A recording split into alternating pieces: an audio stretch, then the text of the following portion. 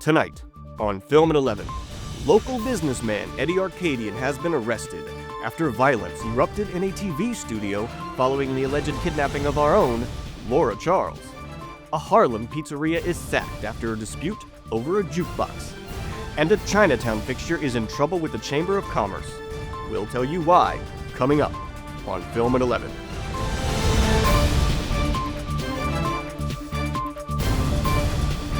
Film at 11 News starts now.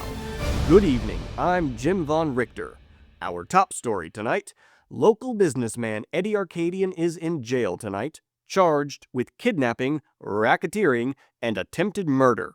The charges stem from reports that Arkadian hired a small army of mercenaries to rumble with some children from a local karate school. The trouble started when Arkadian, a video game magnate and aspiring music producer, wanted his song Dirty Boys played on Seventh Heaven Video Hot Picks, starring Laura Charles, part of your Rock Into the Weekend lineup only right here, Fridays at 8 p.m. Charles refused, prompting Arkadian to allegedly plan her abduction. Luckily, local karate teacher Leroy Green, aka Bruce Leroy, stumbled onto the scene and thwarted the kidnapping.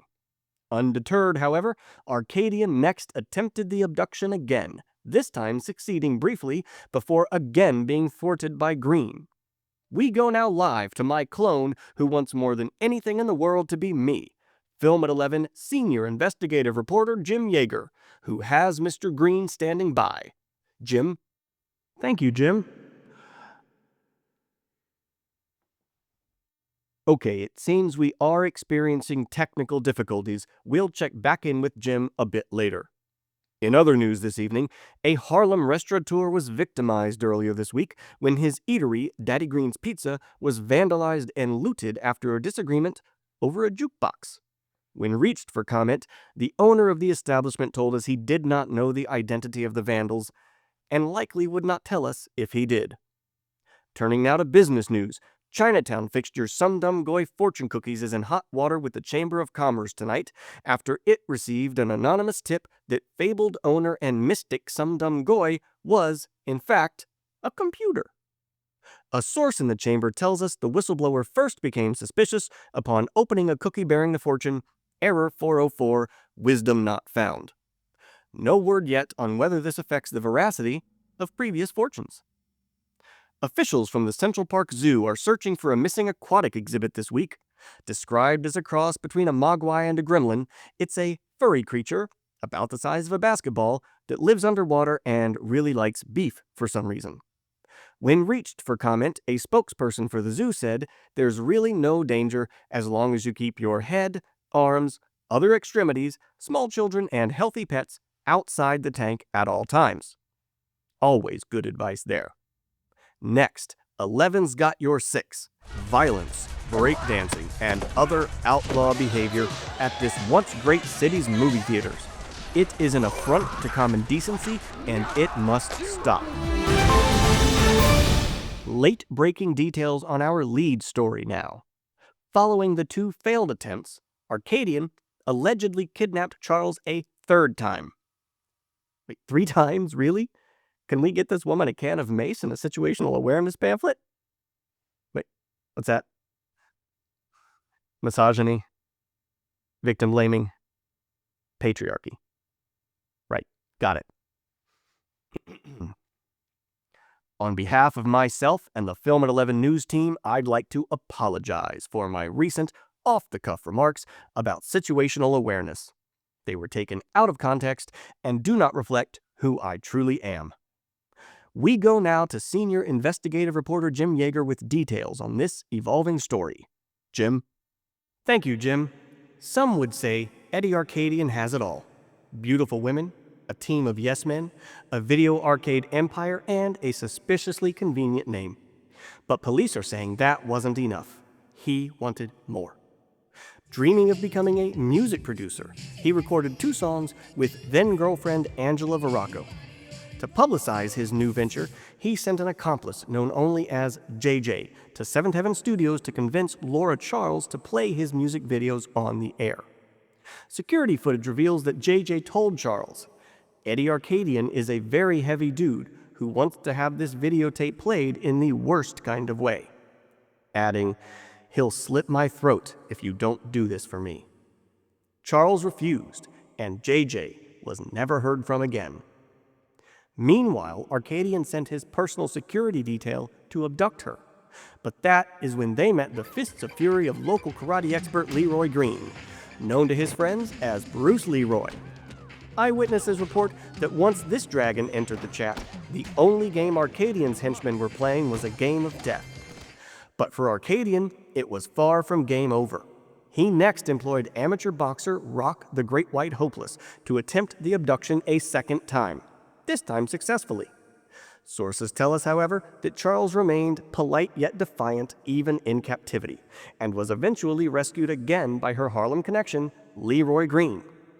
And yet still Arcadian had one more quarter to play. Police say he hired a team of mercenaries for support as he abducted Charles a third time. Details are still coming in at this time, but my source at the Kew Gardens School of Beauty tells me that around this time, Angela Veracco broke off her relationship with Arcadian, possibly sending him into a downward spiral of anger and resentment. What we do know is that he abducted Charles again, this time along with Green's brother Richie, possibly in an effort to draw Green into another conflict. But the return of this dragon did not go well for Arcadian, as his professional mercenaries were roundly defeated by a group of children from Green's Saturday morning karate class. Jim, thank you for that first-class reporting, Jim. We're showing you now exclusive video from inside the TV studio, and you can see just how ineffective these mercenaries were against the children. So lucky no one was seriously injured. Also that they chose to stage this rumble in a TV studio. Indeed. And now, for late-breaking details on our lead story, we go live again to Jim Yeager. Jim? Thank you, Jim. This is a developing story, and we are reporting the details as we get them. I can now report that Film at 11 News has exclusively obtained the classified ad placed by Arcadian to hire the mercenaries.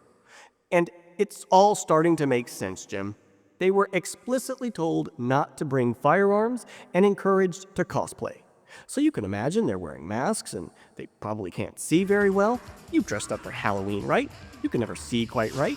And then maybe your movement is impaired by the costume somehow, and it's just easy to see why the mercenaries were just sitting ducks for the motivated children. Also breaking right now, we're learning that one mercenary did escape the children's wrath and followed Green across the street to an abandoned warehouse. This individual goes by the moniker Shonuff and seems to be the leader of some sort of martial arts gang. Details are sketchy, but your Film at 11 News team has been able to acquire this footage of a chapter meeting. Just some real nasty characters there, Jim. But I can report that Mr. Nuff and Mr. Green came to blows in this warehouse where I am standing now. Film at 11 News has been able to exclusively obtain security footage from the incident. For technical reasons, we were only able to retrieve portions of the security tape, but after reviewing them, it does seem that illegal fireworks may have been used in the assault on Mr. Green. Sorry to cut in, Jim, but my source at the NYPD has just confirmed that a single bullet was found at the scene, bearing teeth marks. We have no further details at this time, and our rigid journalistic standards here at Film at 11 News prohibit us from speculating. However, this reporter can't help but imagine that the bullet was fired, missing its target, and in a macho display of unbridled aggression, one of the combatants retrieved it and attempted to chew it up and spit the pieces back at his opponent, machine gun style. Why that failed is unclear at this time. Back to you, Jim. Thank you, Jim. Just one final note here.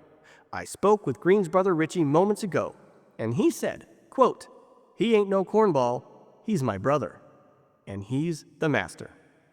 Jim Yeager, Film at 11 News, Hell's Kitchen, New York. Thank you, Jim. We'll continue following this story as it develops and bring you breaking news updates throughout the weekend. Turning now to an entirely unrelated story. Another body washed up on the Brooklyn waterfront this week, dressed in martial arts attire and shot in the back with an arrow. Police have no leads and have issued no statement. However, one local man who wishes to remain anonymous is quoted as saying, "He did not touch the final level." Thanks for watching our YouTube channel. Please like, subscribe, hit the bell icon, or send a self-addressed stamped envelope to our studio for more content like this. Finally tonight, the city mourns a grim milestone as it's now been 1 year and police still have no leads in the incinerator murder.